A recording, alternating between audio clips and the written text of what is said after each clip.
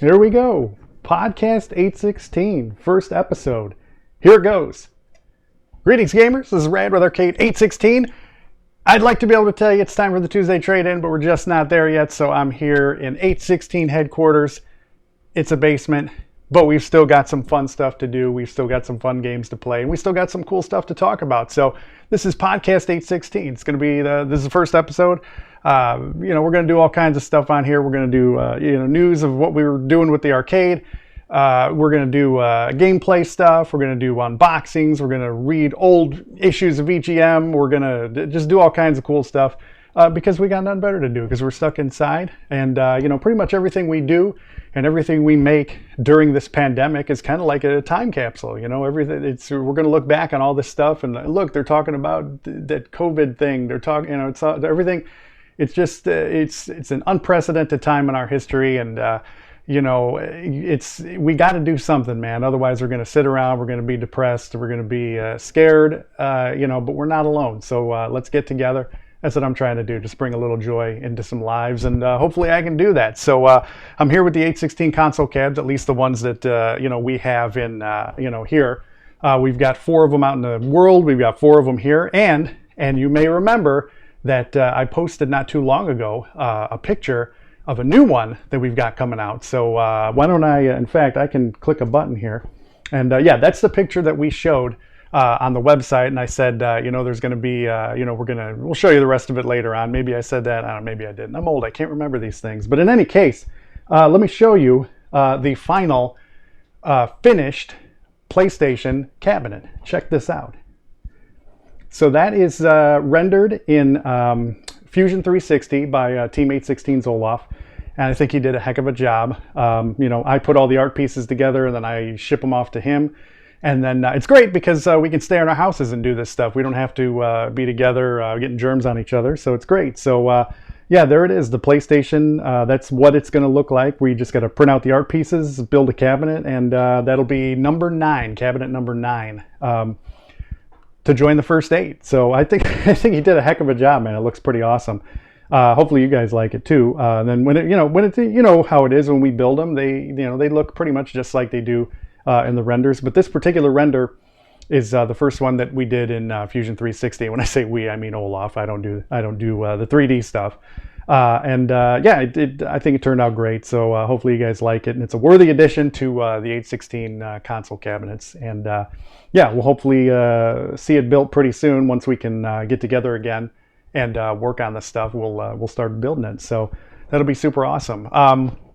Speaking of building, we want to start mass producing our cabinets so that we can get the arcade open, and I think that'll be awesome. So what I actually did, the Super Nintendo cabinet, as you may remember, was in Prince Arcades in Bolingbrook, and then we took it out of there so that we could sell it. That was the idea. We're going to take it out, we're going to sell it. I had said we're going to do something. I didn't mention what, but I think you guys probably figured out that's what we're going to do. We were taking it out so we could sell it. Why are we selling such a great cabinet? Well, because this is just the prototype. So we'll get the prototype out the door, make a little cash, and then that'll afford us some tooling that we need to start mass producing the thing. So that's the idea. We're going to get all the prototypes, Super Nintendo, Neo Geo, on down the line, start selling them. Just the prototypes. That gets us the money we can get out the door with some more cabinets. We can build, each one we sell helps the arcade because we can build another one.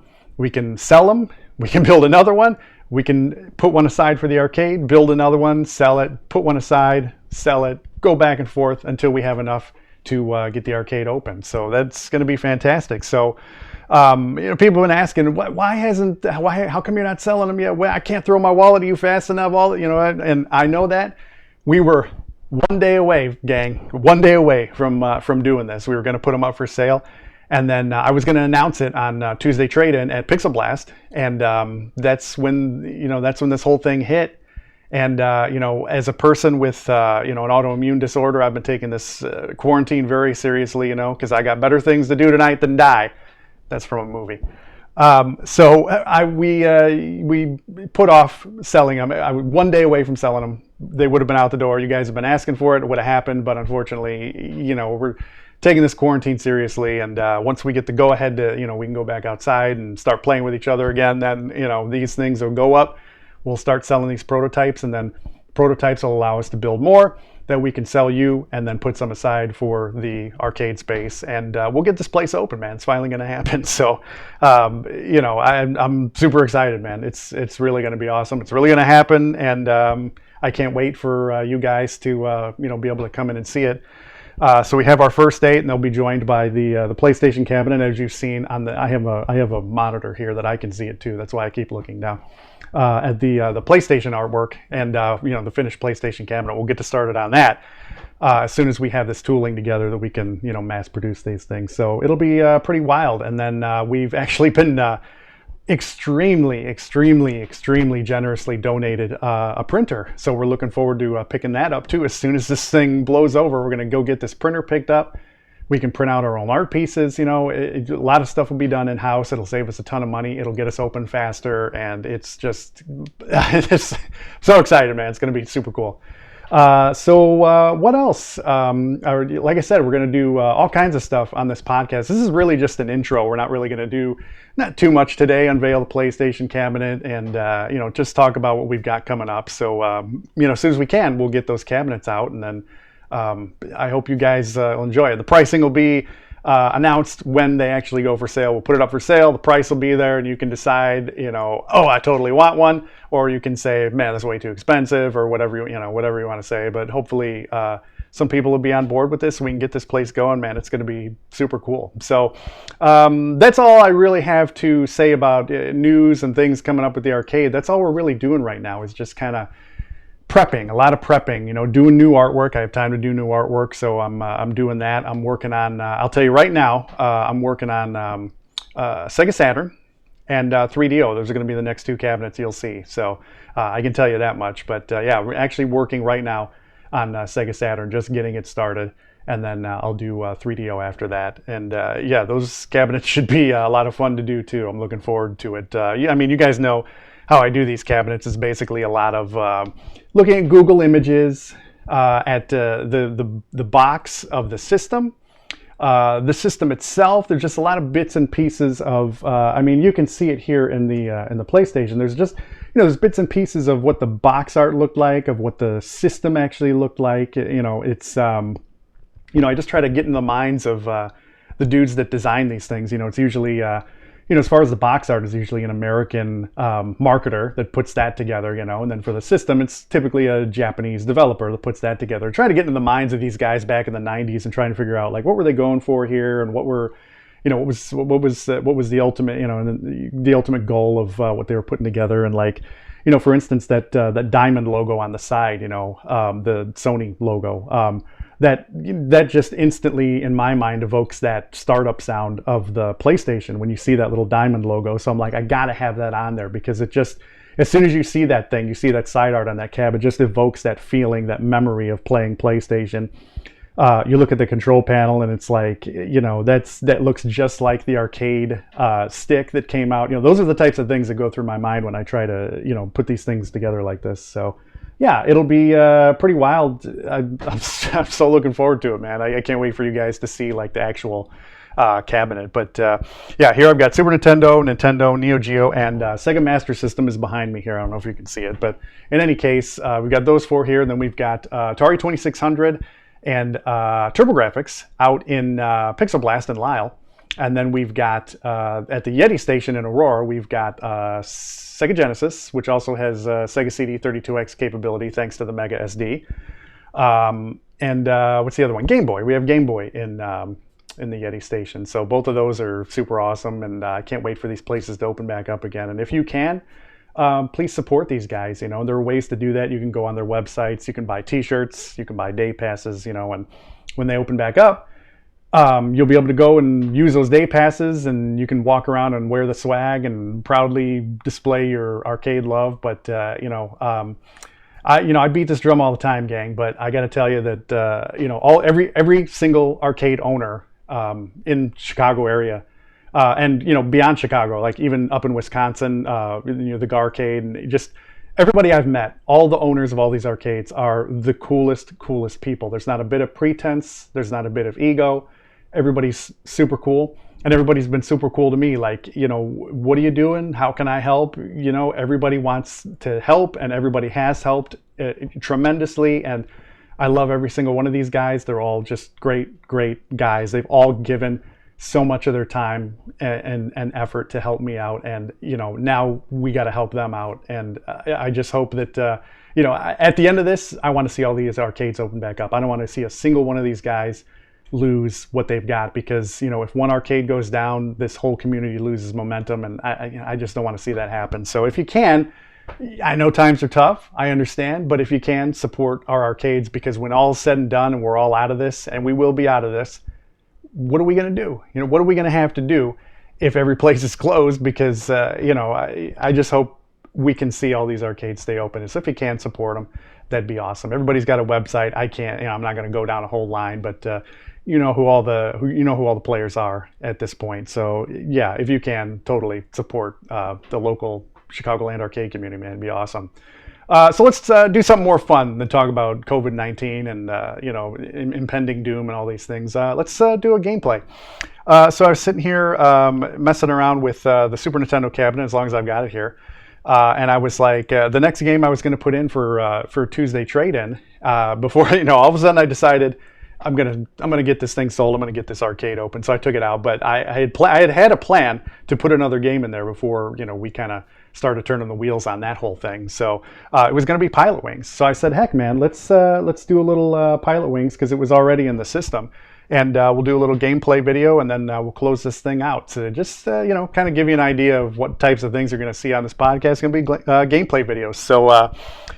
For those of you that don't know, I used to be an editor for Electronic Gaming Monthly magazine, and that and I talk about it a lot, and most people don't want to hear about it because it happened 30 years ago and nobody cares anymore. But what I'm trying to get at is it might give you the false impression that I'm really good at video games.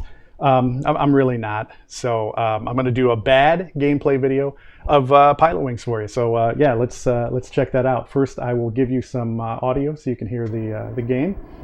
And then let's fire it up, man. So Pilotwings, launch title for Super Nintendo. Basically, if you look at this game, it's like it's almost like a tech demo for like all of the special effects and stuff that the Super Nintendo could do. That was like the big thing when Super Nintendo came out, was that it was you had all these they called it Mode 7. That was their buzzwords, kind of like blast processing on the Genesis. It's just a word they make up that doesn't mean anything. And it really shows the kind of the special effects that the Super Nintendo can do, because that was the big deal at the time, that it could do all these things that all of its predecessors couldn't. So, but it really plays like a tech demo. It's just showing off the effects of the system, but it turns out to be a really fun game at the same time. So this is Tony. Are there a lot of Asian? I mean, this guy's clearly Asian. Are there a lot of Asian guys named Tony? I mean, maybe there is. I don't know, but. In any case, so we're going to fly this airplane. And it's real simple. Down is up is down, like a flight stick kind of thing. And then A is to bring up your throttle, and then B is to slow down. So the idea is to try and hit all these little dots on your way down. And we'll see how well I can do that.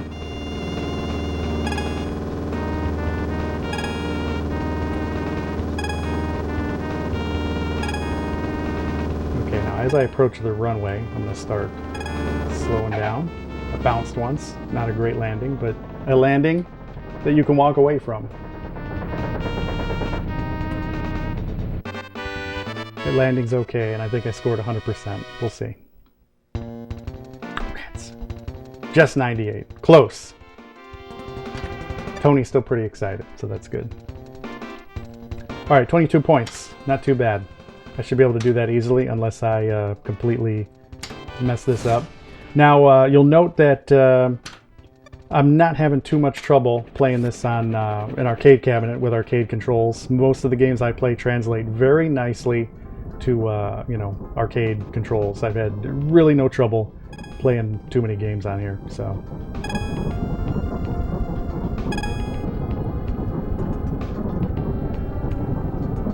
we're just going to float our way down, push A to open, easy. Yeah.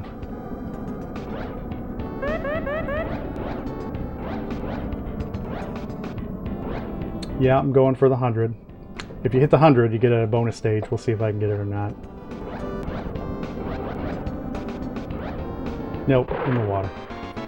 But, came pretty close. But that only counts in hand grenades, right?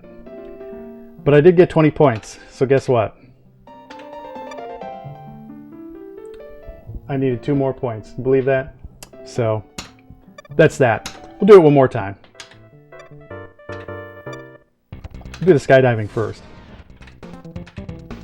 Because what's interesting is, if you get the bonus stage, you can usually skirt out of it without having to do the other events. So that's pretty cool. Usually you can score enough to get away with doing like 1 or 2 events out of however many are there.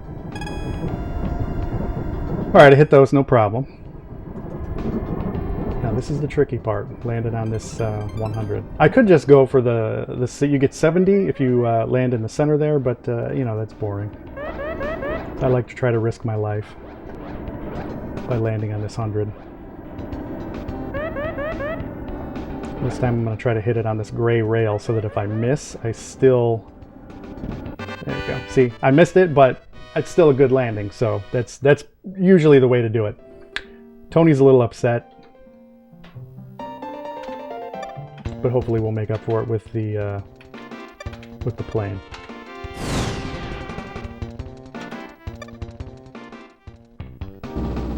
All right, here again. Now this one in particular is pretty easy as long as you don't move left or right. If you move left or right and get off this rail, this track kinda, you're gonna have a little bit of trouble lining yourself back up. So.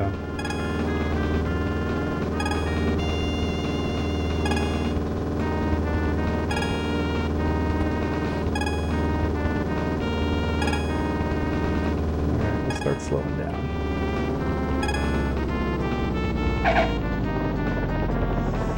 Decent. Let's see what Tony thinks of that one.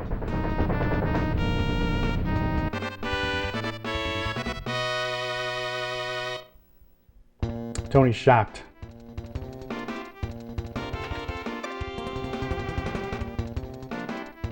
So he's going to pass me this time. Even though I ruined one of his parachutes first time around, but... Alright. Shirley. Also looks vaguely Asian, maybe.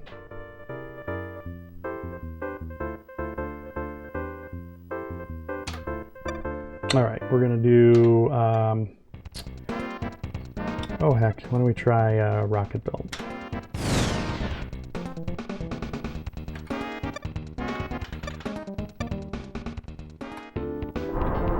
Alright, we're gonna get through these 3 rings here. But again, you can see how this, you know, is basically just a tech demo showing off these special effects, the scaling, the zooming, the rotation, you know. Super Nintendo does have some pretty cool effects that admittedly got overused a little bit in the earlier games. They kind of toned that down later on. It's kind of like when the Wii first came out and like every single game had to have motion controls in it, even though it didn't make sense in certain games. And then they kind of toned that down after a while. Now I can be a risk taker and try and land on that that moving square, and I'll get a bonus stage. I'll maybe try it once. If I fail a bunch of times, then let's see. Maybe I'll just try and land in the middle like a normal person would.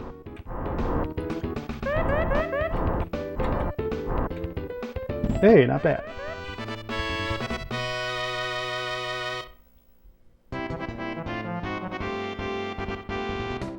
Okay, bounce onto P. Those are the P's, and you can hit L or R, and you can get a top view and kind of see where you're headed. Each one of the P's has like 5 or 10 points in it, something like that.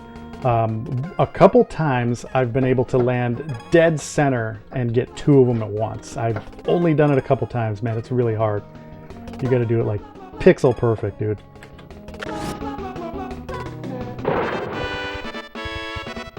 I was supposed to land over there, but I failed.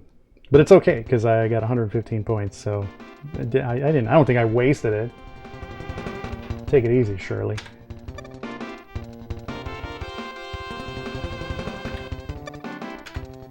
All right. Do skydiving.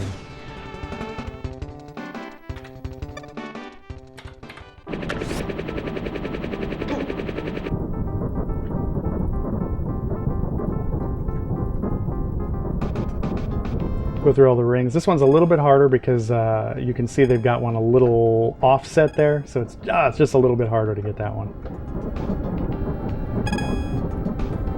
Now, landing on that moving platform there is a little bit tougher, so I'm not going to risk it this time. I'm just going to try and land in the 70 here. Get a decent score.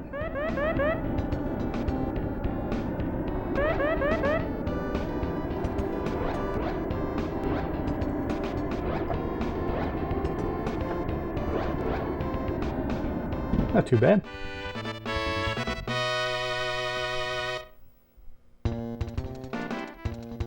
He's a little happy there.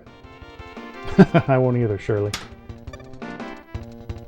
13 points. Okay. So now we've got the plane. How's scoring work in this? 30 points for the rings. So if I get all the rings, I can basically just crash this thing out and still make it.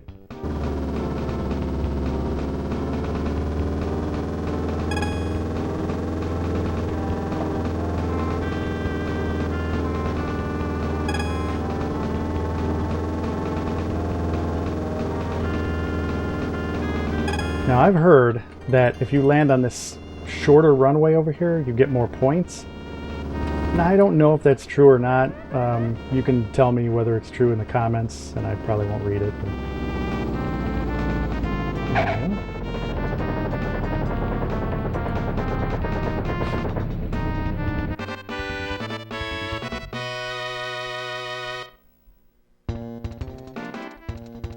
$87. Skill is improving. Yeah, I agree.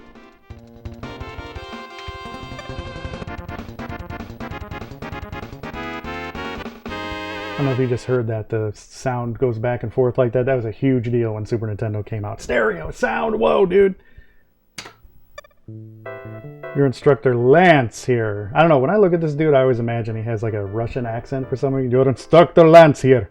Now we will try flying hang glider. That's so racist. All right, let's try the hang glider. I think the hang glider is the hardest one, if you ask me.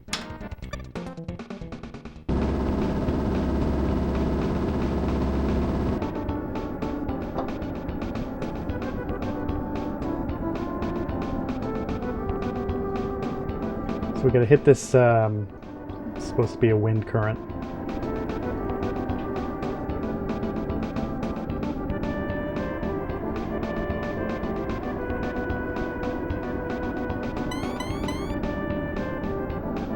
Shoot up to 500 feet and then land.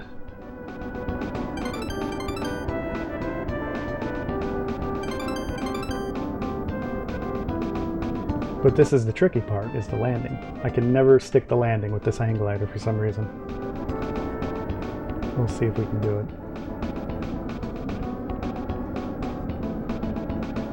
Now you're supposed to land there, on that big square. But of course, I'm gonna go over here and really try and screw this up.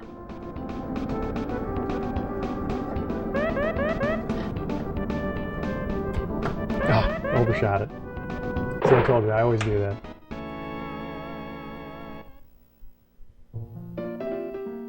See, I don't believe that I necessarily failed, because I did do the first part of the thing. I hit the 500 feet, right? You saw it. Let's see, do I want to give up? No, I'm not a quitter. But I can't get 220 points unless I get a bonus stage, so maybe I'll try to get the bonus stage on the rocket belt and see if we can pull this off.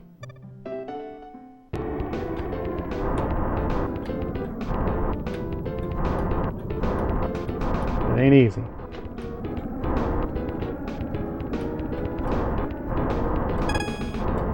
Bar passed. I'm a lawyer.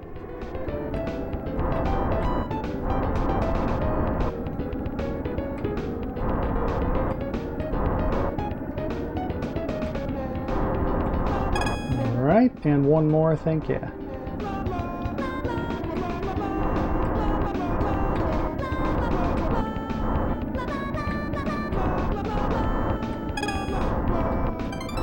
This is where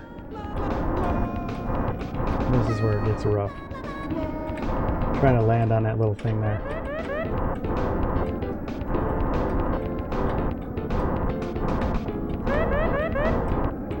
The steering is very, very interesting on this rocket belt. A lot of left-right movement. That thing follows a kind of a figure-8 pattern, so you've got to just... There we go. Oh, very nice. Alright, which one do we do here? Is it the flying guy? Oh no, it's this one again. Okay. There we go.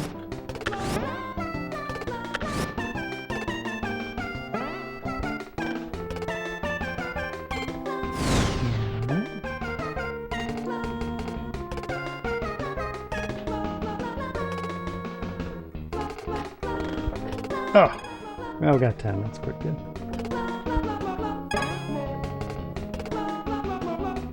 Oh, missed that one. Can you believe that?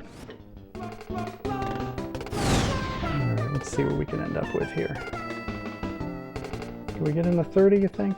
I'm not going to risk it. I'm going to hit the 15. There we go. I think that was a good choice. I don't think I was going to make it.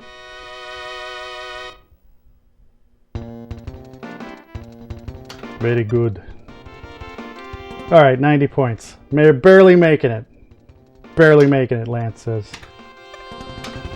We'll see. Oh, we gotta take off this time. Okay.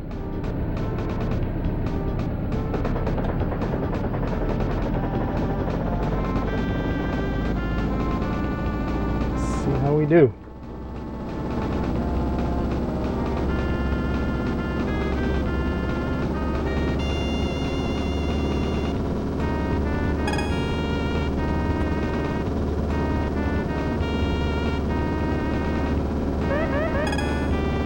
That altitude.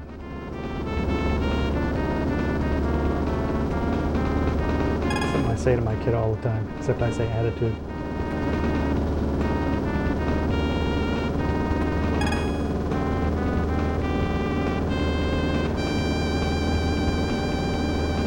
So far, so good.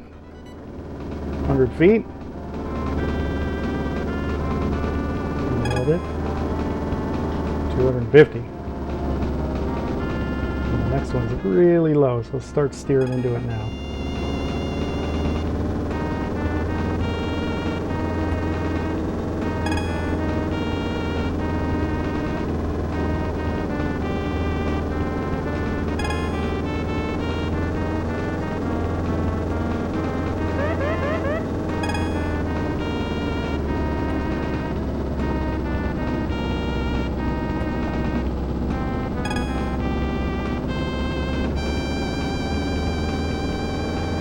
Good. Last few in the home stretch. I can see that runway.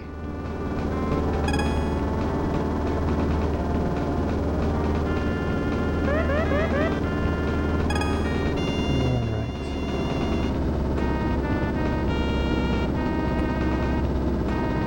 Okay. Come in for that landing. Not too hot. Okay, take it easy.